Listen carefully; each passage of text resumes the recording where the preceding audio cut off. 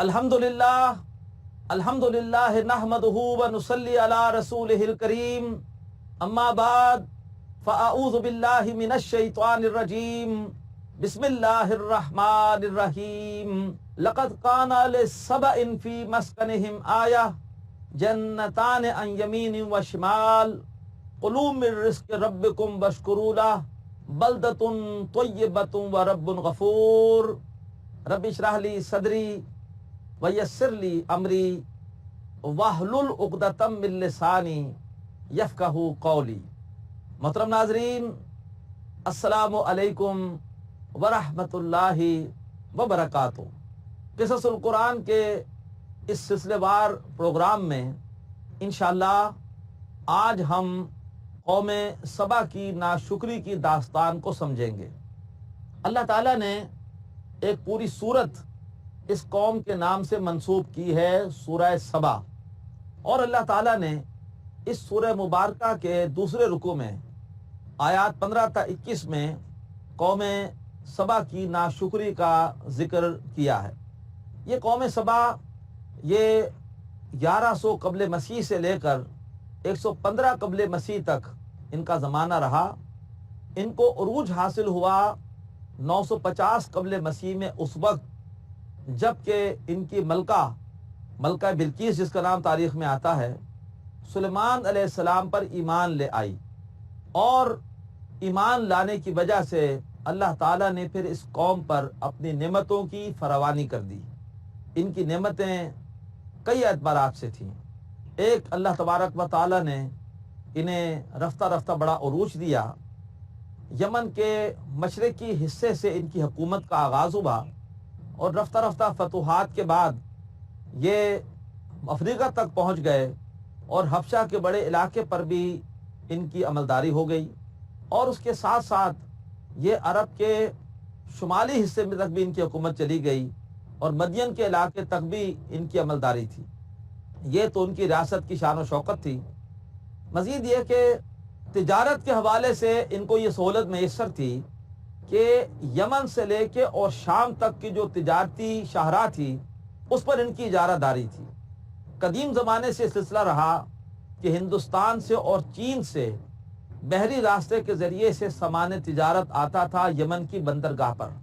वहाँ से कौम सबा वो सामान लेती थी और उसको लेकर चलती थी शुमाल की तरफ।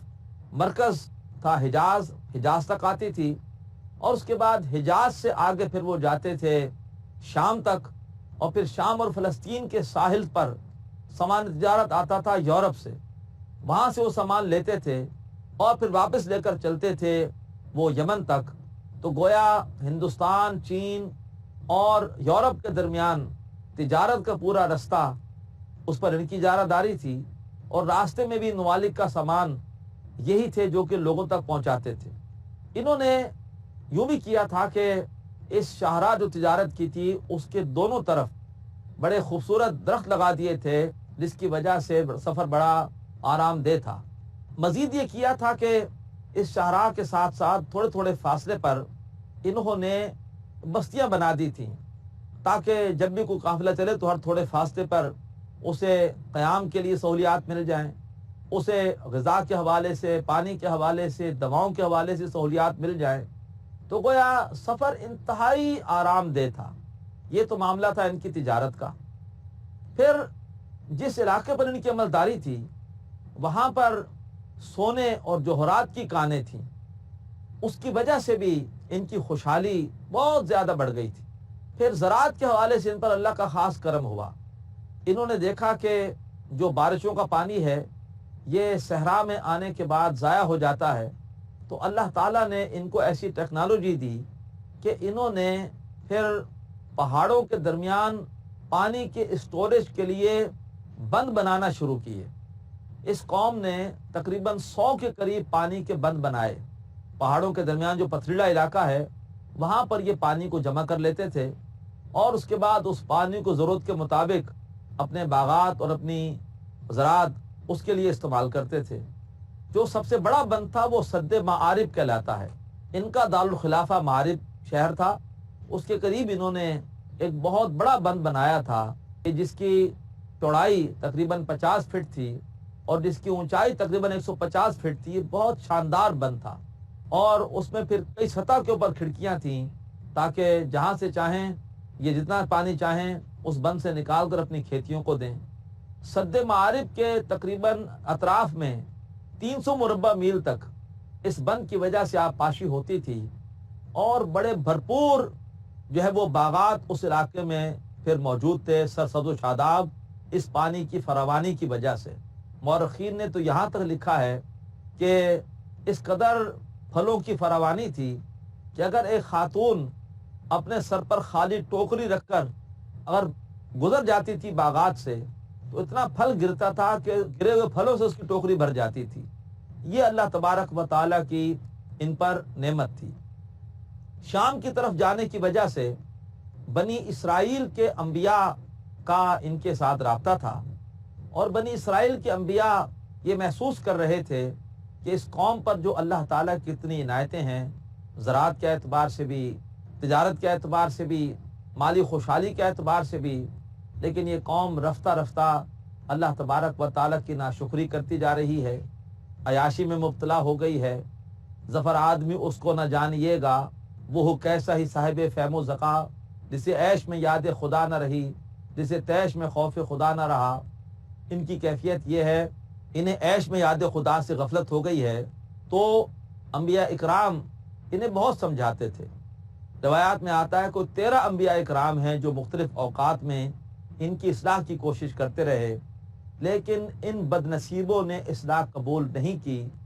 رفتہ رفتہ ان کی عیش و عشرت، ان کی اللہ تبارک و تعالیٰ کے احکامات سے غفلت، ان کی ناشکری، ان کی نافرمانیاں وہ بڑھتی چلی گئیں. تو پھر بالآخر اللہ تبارک و تعالیٰ کا ان پر عذاب آیا.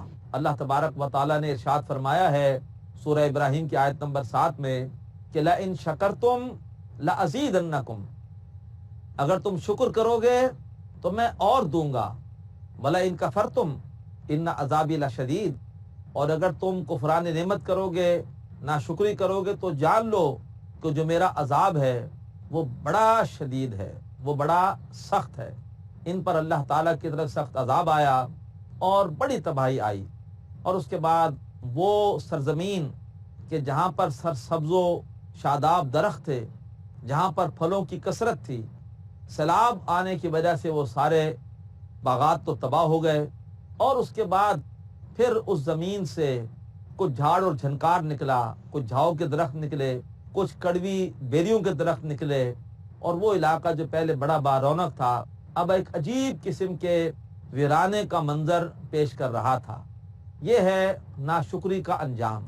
جہاں تک ان کی تجارت کا تعلق ہے، اس حوالے سے بھی ناشکری کی. انہوں نے کہا کہ ہم جو سفر کرتے ہیں تجارت کا، ہمیں سفر میں قطعاً مزہ نہیں آتا، کوئی ایڈونچر ہے ہی نہیں. ہم تھوڑا سا سفر کرتے ہیں تو اس کے بعد کوئی بستی آ جاتی ہے جہاں سے ہمیں اپنے آرام کے لیے یا ضرورت کے لیے ہر شے مل جاتی ہے. تو نو رسک نو گیم جیسے آج کہا جاتا ہے، کوئی رسک ہے ہی نہیں. انہوں نے خود ہی کہنے لگے کہ اے اللہ، ہمارے جو یہ اسفار ہیں ان کی منزلوں میں دوری پیدا کر دے تاکہ کوئی ایڈونچر تو ہو. آج کی اصطلاح میں کوئی مزہ تو آئے سفر کا. مقابلے کے بعد ہے جیت کا مزہ کہا جاتا ہے، تو کوئی مقابلہ تو ہو، کوئی مزہ تو آئے، کوئی تکلیف تو آئے. یہ تھی ان کی ناشکری. تو اللہ تبارک و تعالیٰ نے پھر اس حوالے سے بھی انہیں تجارت کے فائدوں سے بھی محروم کر دیا. اور رومی جو بڑے عرصے سے یہ چاہ رہے تھے کہ یہ جو تجارت ہے یمن سے لے کے شام تک، اور بلکہ یوں کہیے کہ ہندوستان اور چین کے مال کی اور یورپ کے مال کی جو ایکسچینج ہے، یہ ساری کی ساری شاہراہ ہماری دسترس میں آ جائے. لیکن وہ جانتے تھے کہ بڑا لمبا راستہ ہے، راستے میں عرب ہیں اور عربوں سے ہمیں خطرات رہیں گے. وہ کبھی بھی ہمیں سکون کے ساتھ پرامن انداز سے یہ کام نہیں کرنے دیں گے. لہذا انہوں نے یہ کیا کہ انہوں نے پہلے شام پر قبضہ کیا، پھر مصر پہ قبضہ کیا، اور قبضہ کرنے کے بعد انہوں نے پھر بحری راستوں کو اختیار کیا. بحری راستوں کے ذریعے سے وہ سامان تجارت یمن کی طرف بھی لانے لگے اور بحری راستوں کے ذریعے سے شام تک بھی مال پہنچانے لگے. اس کی وجہ سے ان کی تجارت بھی بیٹھ گئی اور تجارت کے حوالے سے بھی یہ کمزور ہوئے۔ یہ ہے اللہ تعالیٰ کی طرف سے ناشکری کی سزا کہ جب کسی قوم پر اللہ تعالیٰ کی عنایات ہوں لیکن وہ قوم اللہ تعالیٰ کی نعمتوں کی ناقدری کرے تو پھر اللہ تبارک و تعالیٰ ایسی ہی سزا دیتا ہے۔ قوم سبا کا یہ ہوا برا انجام، کس وجہ سے کہ اللہ نے ان پر عنایات کی تھیں، لیکن وہی کیفیت پیدا ہوئی کہ ان اللہ لذو فضل علی الناس ولکن اکثر الناس لا یشکرون۔ اللہ تبارک و تعالیٰ تو لوگوں پر بہت فضل کرتا ہے لیکن لوگوں کی اکثریت اللہ تبارک و تعالیٰ کا شکر نہیں کرتی۔ قوم سبا کی اس ناشکری کی سزا کا ذکر قرآن مجید میں کس طرح بیان ہوا ابھی سمجھتے ہیں، لیکن بریک کے بعد ہمارے ساتھ رہیے گا۔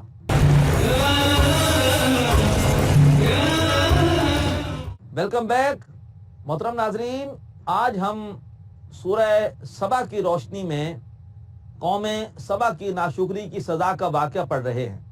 یہ بات بیان کی گئی کہ ان پر اللہ تعالیٰ کی طرف سے ناشکری کا عذاب آیا، ایک بہت بڑا بند ٹوٹا، سیلاب آیا جس سے ان کی آبادیاں تباہ ہوئیں، زراعت تباہ ہوئی، اور تجارت کے حوالے سے بھی ان کی ناشکری کی وجہ سے اللہ نے وہ تجارت ان کے ہاتھوں سے نکال کر رومیوں کے ہاتھ میں دے دی، اور اس کی وجہ سے یہ تجارت کے حوالے سے بھی انتہائی مشکلات کا شکار ہوئے۔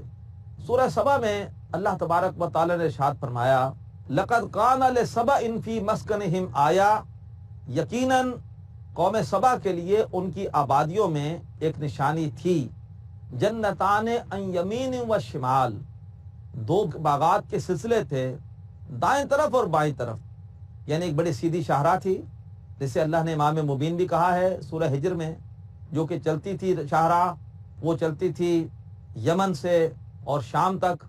اس سیدھی شاہراہ کے دائیں اور بائیں دونوں طرف بڑے خوبصورت سرسبز و شاداب باغات کا سلسلہ تھا، جنتان یمینی و شمال، کلوا من رزق ربکم واشکروا لہ۔ حکم یہ تھا اللہ کا جو ان تک انبیاء کے ذریعے سے پہنچا تھا کہ کھاؤ اور پیو، کھاؤ اپنے رب کے رزق میں سے، کلوا من رزق ربکم واشکروا لہ، اور اللہ تبارک و تعالیٰ کا شکر ادا کرو۔ اللہ کی نعمتیں کھا کر اللہ تبارک و تعالیٰ کا شکر ادا کرنے کا مطلب کیا ہے کہ اللہ کی اطاعت کی جائے۔ امام راغب اصفہانی رحمۃ اللہ علیہ نے شکر کے 3 درجے بتائے ہیں، شکر بالقلب، شکر باللسان اور شکر بالجوارح۔ دل کی گہرائیوں میں یہ احساس ہو کہ جو بھی نعمتیں ہیں، ان نعمتوں کے حصول میں ہمارا اپنا کوئی کمال نہیں ہے، ہماری اپنی کوئی صلاحیت نہیں ہے، جو کچھ ملا ہے اللہ تبارک و تعالیٰ ہی کی طرف سے ملا ہے، اسی کی عطا ہے، اسی کی دین ہے، اسی کا فضل ہے۔ پھر شکر باللسان، کہ زبان سے بھی انسان اللہ تبارک و تعالیٰ کی نعمتوں کا اعتراف کرتا رہے۔ وَأَمَّا بِنِعْمَتِ رَبِّكَ فَحَدِّثْ، اے نبی اپنے رب کی نعمتوں کو بیان کیجئے۔ اور اس کے بعد شکر بالجوارح، اپنے پورے وجود سے اللہ کا شکر ادا کرے، اللہ کی اطاعت کرے، اور جو نعمت ملی ہے اس نعمت کو اللہ کی مرضی کے مطابق استعمال کرے۔ آج ہمارا عجیب معاملہ ہے، ہم ایک طرف زبان سے تو کہتے اللہ کا بڑا احسان ہے، اللہ نے بہت مال و دولت دی ہے، لیکن اسی مال و دولت میں اسراف کرتے ہیں، اسی مال و دولت سے بےہودہ قسم کے فیشن، بےہودہ قسم کی تفریحات، بےہودہ قسم کی رسومات بجا لاتے ہیں۔ یہ اللہ کا شکر نہیں ہے، یہ اللہ تبارک و تعالیٰ کی ناشکری ہے۔ تو اللہ نے حکم دیا کھاؤ اپنے رب کی نعمتوں میں سے، اپنے رب کے رزق میں سے، اور اللہ تبارک و تعالیٰ کا شکر کرو۔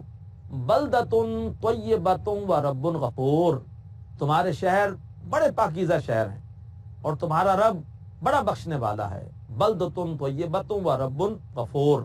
فاعرضوا، لیکن بدقسمتی ان کی کہ انہوں نے اعراض کیا، اللہ تبارک و تعالیٰ کے احسانات کا شکر نہیں کیا، ناشکری کی۔ فاعرضوا فارسلنا علیہم سیل العرم، تو ہم نے ان کے اوپر چھوڑ دیا، اللہ تعالیٰ عذاب کے لیے کبھی بارش چھوڑ دیتا تھا تند و تیز، کبھی اللہ تبارک و تعالیٰ تیز ہوا چھوڑ دیتا تھا، جیسے کہ قوم عاد پر چھوڑ دی تھی۔ اسی طریقے پر ان پر اللہ تعالیٰ نے چھوڑ دیا سیل العرم، ارم کا سیلاب۔ ارم بھی ان کا ایک شہر تھا یمن میں۔ فرمایا کہ ہم نے ان پہ چھوڑ دیا سیل الارم، ارم کا سیلاب، وبدلناہم بجنتیہم جنتین ذواتی اکل خمط و اصل و شیء من صدر قلیل، اور ہم نے ان کے سرسد و شاداب باغات کو بدل دیا ایسے باغات سے جن میں کہ اب ایک کڑوے کسیلے پھل پیدا ہو رہے ہیں، جھاؤ پیدا ہو رہا ہے، اور تھوڑی بہت بیریاں پیدا ہو رہی ہیں۔ ذالک جزاؤہم بما کفروا، یہ سزا ملی ان کو ان کی کفران نعمت، ان کی ناشکری کی وجہ سے۔ وَهَلْ نُجَازِي إِلَّا الْكَفُورَ، اور جو ناشکرے ہیں ہم انہیں اور کیا سزا دیں، ناشکروں کی یہی سزا ہے۔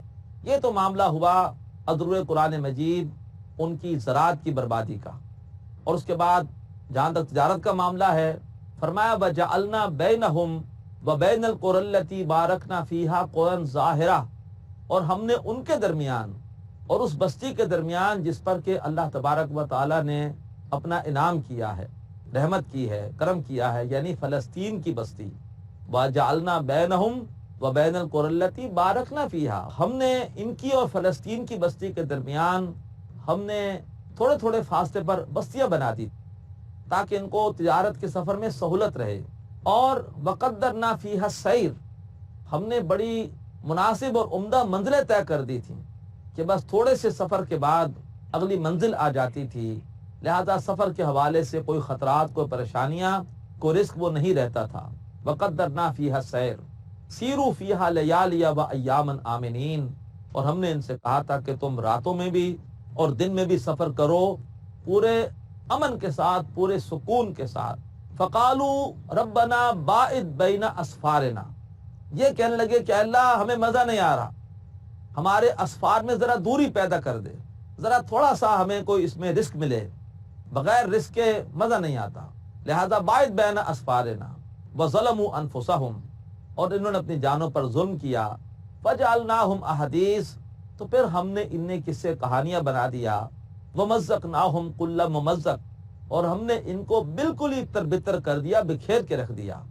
جب تجارت کے حوالے سے ایک موناپولی حاصل کرنی شروع کر دی، اجارہ داری حاصل کرنا شروع کر دی رومیوں نے، ان کی تجارت بیٹھ گئی، تو اس کے بعد پھر یہ مختلف علاقوں میں بکھر گئے، کوئی بحرین چلا گیا، کوئی شام کی طرف چلا گیا، انہی کے دو قبیلے اوس اور خزرج وہ آ گئے مدینہ یثرب، تو یہ پورے مختلف علاقوں میں تر بتر ہو گئے۔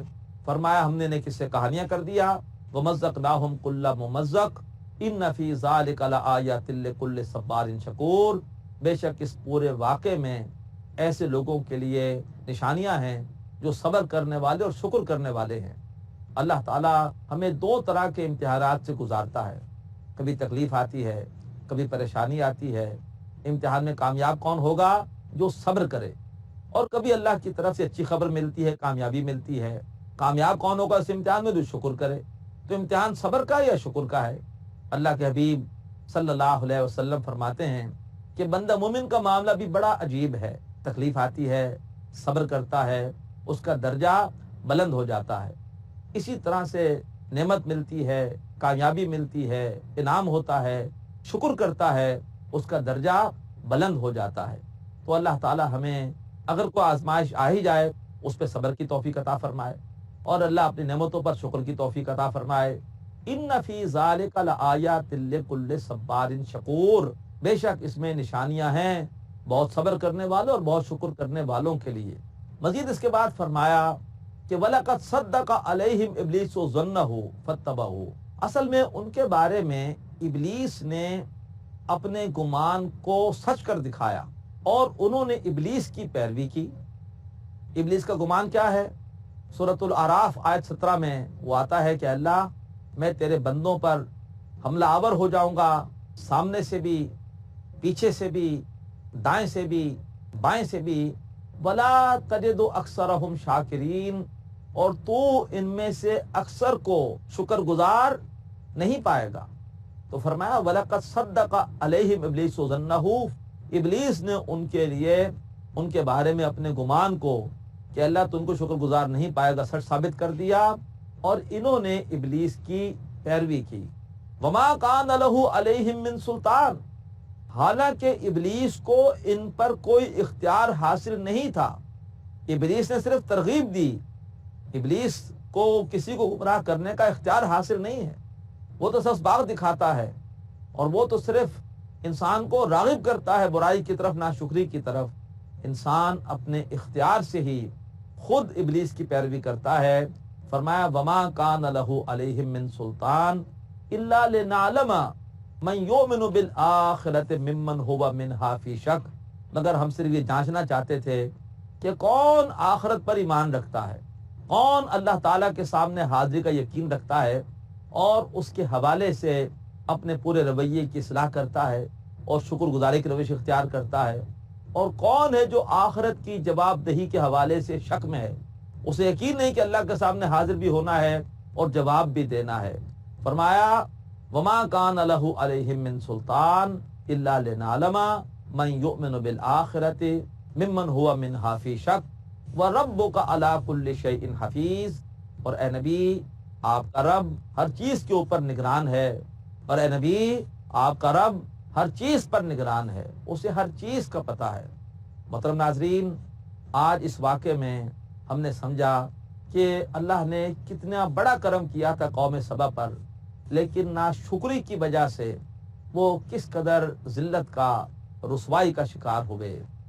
امت مسلمہ پر بھی اللہ کا بہت بڑا کرم ہے کہ جو اللہ نے اپنے حبیب صلی اللہ علیہ وسلم کی امت میں پیدا کیا، اور اللہ تعالیٰ نے قرآن جیسی نعمت عطا فرمائی، لیکن آج ہماری اکثریت بھی ناشکری کر رہی ہے، قرآن سے بھی دور ہے، اور اللہ کے رسول صلی اللہ علیہ وسلم کی پیروی، آپ کی اتباع سے بھی محروم ہے۔ یہی وجہ ہے کہ ٹھوکریں کھا رہے ہیں، مارے کھا رہے ہیں، دنیا میں کہیں ہماری عزت نہیں ہے، نہ 3 میں ہے نہ 13 میں ہے۔ وجہ کیا ہے؟ یہ ساری سزا ناشکری کی ہے۔ ہمیں اللہ تبارک و تعالیٰ کے شکر کی روش اختیار کرنا ہوگی، تبھی یہ ذلت ختم ہوگی، تبھی یہ رسوائی ختم ہوگی۔ اور شکر کیا ہے؟ شکر یہ ہے کہ اللہ تبارک و تعالیٰ کی کتاب پر غور و فکر کریں، اس کو باقاعدہ پڑھیں، اس کو سمجھیں، اس کی پیروی کریں، اور اس کی پیروی کے لیے جناب نبی اکرم صلی اللہ علیہ وسلم کی احادیث اور آپ کی سنت سے رہنمائی حاصل کریں۔